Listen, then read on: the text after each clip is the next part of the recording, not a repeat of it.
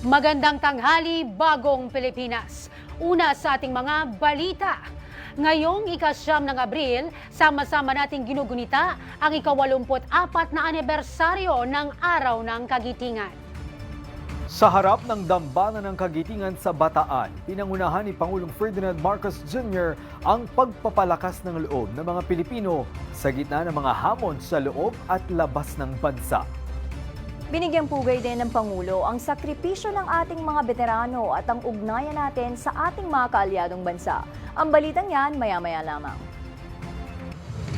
At bilang pagunita sa Araw ng Kagitingan, ipinakita ng ilang mga pintor ang kanilang pagmamahal sa bayan sa pamamagitan ng isang obra na nagpapakita ng kwento patungkol sa West Philippine Sea. Si Alyssa Insigne para sa 13 sa tanghali. Maganda, makulay at makabuluhan. Iyan ang mural paintings na ginawa ng iba't ibang pintor bilang bahagi ng West Philippine Sea Mural Festival 2026 sa pagdiriwang ng Araw ng Kagitingan ngayong araw.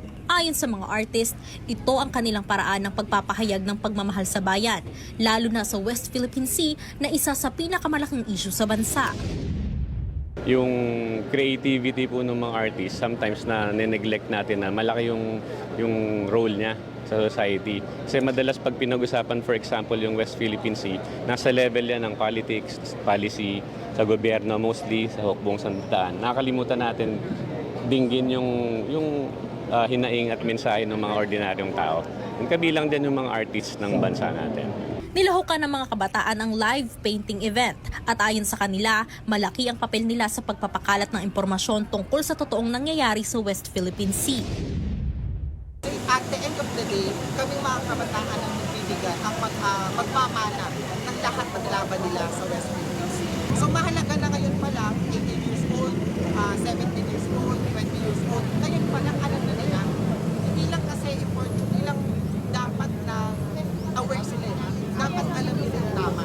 Kabilang din sa mga sumuporta sa event ay ang mga mangingisda mula sa Subic na apektado ng pang-aabuso ng Chinese Coast Guard sa West Philippine Sea. Naway ang aming panawagan sa gobyerno at hindi na sa gobyerno sa Pilipinas kundi sa China po na ating pong idiin ang ating karapatan sa bansang Pilipinas, lalo na po sa ating mga soberanya sa West Philippine Sea. Atin to. Ang aktibidad na ito ay kabilang sa West Philippine Sea Mural Festival 2026 na nagsimula noong February 10. Tatanggap ng entry sa Mural Festival hanggang June 10. Kailangan lamang isubmit ang entry sa kanilang Facebook page. Pipili sila ng 100 winners na mananalo ng 30,000 pesos.